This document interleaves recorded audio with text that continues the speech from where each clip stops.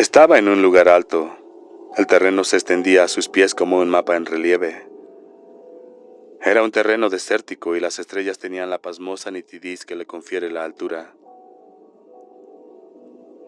Junto a él había un hombre.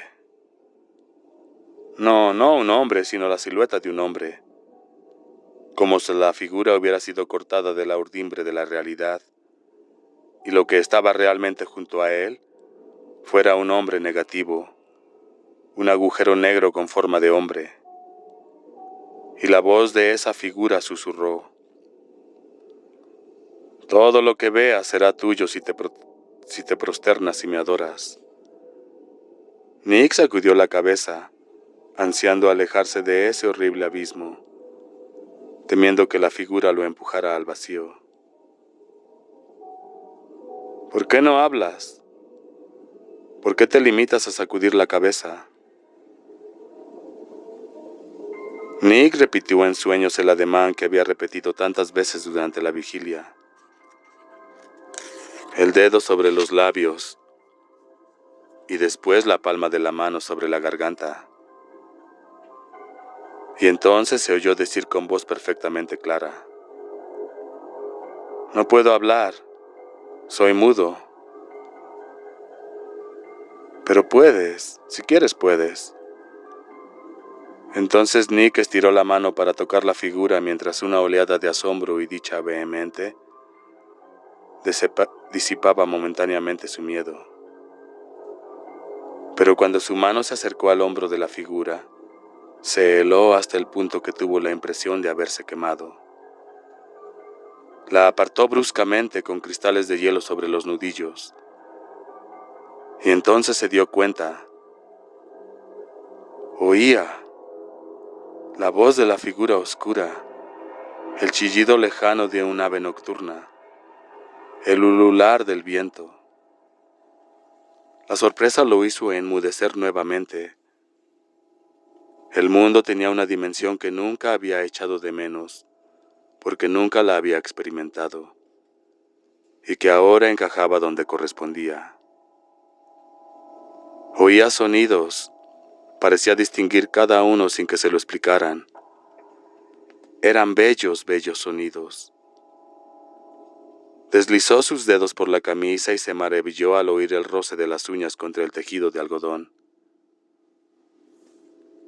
Después la silueta oscura se volvió hacia él, y Nick se asustó. Ese ente, fuera lo que fuere, no regalaba milagros. Si te prosternas y me adoras. Y Nick se cubrió el rostro con las manos porque ambicionaba todo lo que aquella negra figura le había mostrado desde esa atalaya del desierto. Ciudades, mujeres, tesoros, poder. Pero sobre todo anhelaba oír el roce fascinante de sus uñas en la camisa. El tic-tac de un reloj en una casa vacía después de la medianoche. Y el murmullo secreto de la lluvia. Pero la palabra que pronunció fue no. Y entonces lo envolvió nuevamente aquel frío gélido. Y fue empujado. Se sintió caer girando sobre sí mismo, aullando silenciosamente mientras daba volteretas por un abismo poblado de nubes, precipitándose en el olor del maíz. ¿Maíz? Sí, maíz. Este era el otro sueño, y se fusionaban así, casi sin un pasaje intermedio que indicara la diferencia. Estaba el maizal verde, y el olor era el de la tierra estival y el estiércol de vaca, y las cosas que crecían. Se puso en pie y echó a andar por la hilera donde había caído, deteniéndose fugazmente al darse cuenta de que podía oír el suave silbido que producía el viento al soplar entre las hojas verdes del maíz de julio. Y algo más, música. Una extraña clase de música, y pensó en sueños. De modo que se trata de esto. Surgía de delante y se encaminó hacia allí, deseando ver si esa concatenación de bellos sonidos provenía de lo que llamaban piano, o corneta, o violonchelo.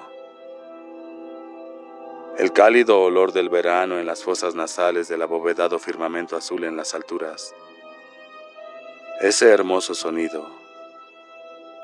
Nick nunca había sido más dichoso en su sueño. Y cuando se aproximó a la fuente, una voz se sumó a la música. Una voz vetusta, como el cuero oscuro que arrastrara un poco las palabras, como si la canción fuera un guiso recalentado que nunca perdía su sabor primitivo. Nick se acercó hipnotizado. Vengo sola al jardín, mientras el rocío aún baña las rosas, y escucho la voz que se derrama en mi oído. El Hijo de Dios proclama, y marcha conmigo, y me habla, y me dice que soy suya. Y el júbilo compartido mientras permanecemos allí, ningún otro lo ha experimentado jamás. Cuando terminó la estrofa, Nick se adelantó hasta el final de la hilera, y allí en el claro se levantaba una cabaña.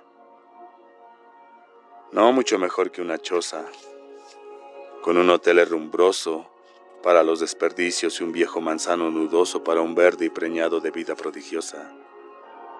Pero aún verde y preñado de vida prodigiosa. De la casa sobresalía un porche oblicuo, destartalado y sostenido por viejos pilares. Las ventanas estaban abiertas y la plácida brisa estival hacía flamear hacia afuera y hacia adentro las deshilachadas cortinas blancas. Una chimenea de hojalata mellada y ahumada asomaba del techo, con una inclinación ancestral y absurda. La casa descansaba en su calvero y el maizal se extendía en las 4 direcciones hasta donde alcanzaba la vista. Solo le irrumpía hacia el norte un camino de tierra que al llegar al horizonte llano se reducía a un punto. Fue entonces cuando Nick supo dónde se hallaba, en el condado de Polk, Nebraska, al oeste de Omaha y un poco al norte de Osceola. Ese camino de tierra desembocaba mucho más adelante en la carretera 30, en Columbus, sobre la orilla septentrional de Platte. En el porche está sentada la mujer más anciana de Estados Unidos, una negra de cabello blanco y fino y crespo. Es delgada y lleva una bata y gafas. Parece suficientemente frágil para que el fuerte viento de la tarde la arrastre hasta el alto firmamento azul. Y el instrumento que toca, tal vez este es lo que retiene con su peso en tierra, es una guitarra. Suena bien. Nick piensa en el sueño. Así es como suena una guitarra. Siente que podría pasar el resto del día allí, mirando y escuchando a la vieja negra, sentada en su porche en medio de todo ese maizal. Ese maizal en Nebraska al oeste de Omaha, y un poco al norte de Osceola, en el condado de Polk. El rostro de la mujer está surcado por 1.000.000 de arrugas, como el mapa de un estado de geografía accidentada. Ríos y cañones a lo largo de las mejillas pardas y curtidas. Serranías debajo de la protuberancia del mentón. Un sinuoso glaciar de hueso en la base de la frente. Las cavernas de los ojos. Ha empezado a cantar nuevamente acompañándose con la vieja guitarra. Jesús, ¿cuándo pasarás por aquí? Oh Jesús, ¿cuándo pasarás por aquí? ¿Cuándo? Porque ahora es cuando te necesitamos. Oh, ahora es cuando te necesitamos. Ahora es... Oye, chico, ¿quién te ha clavado en ese lugar? La mujer apoya la guitarra sobre su regazo como si fuera un bebé y le hace una seña para que se acerque. Nick obedece. Dice que solo quería oírla cantar, que la canción es muy bella. Bueno, cantar es el capricho de Dios, ahora paso por aquí. Ahora paso así casi todo el día. ¿Cómo te va con el hombre oscuro? Me asusta, tengo miedo. Chico, es justo que tengas miedo. Incluso debes temerle a un árbol en la oscuridad, si lo ves desde el ángulo apropiado. Somos todos mortales. Alabado sea Dios.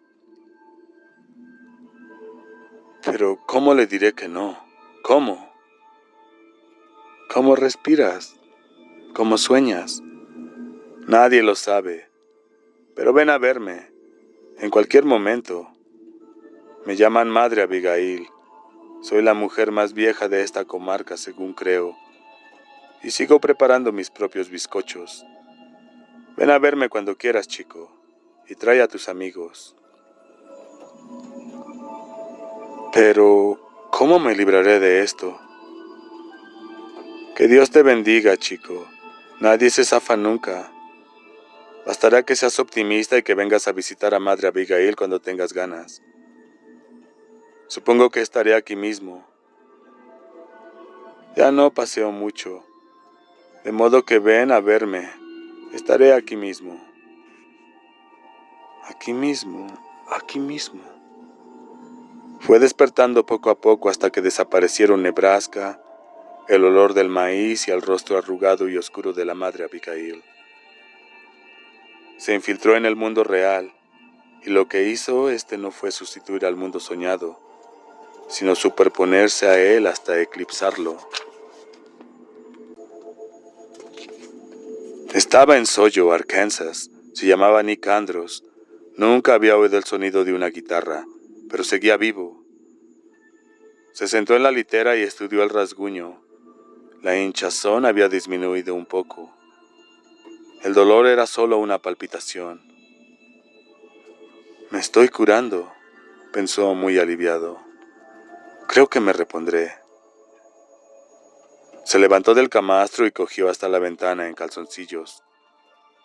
Su pierna estaba rígida, pero era una rigidez que desaparecería con un poco de ejercicio. Contempló el pueblo silencioso que ya no era Soyo, sino el cadáver de Soyo, y comprendió que tendría que partir ese mismo día. No llegaría muy lejos, pero ese sería el comienzo del viaje. ¿A dónde ir? Bueno, creía saberlo.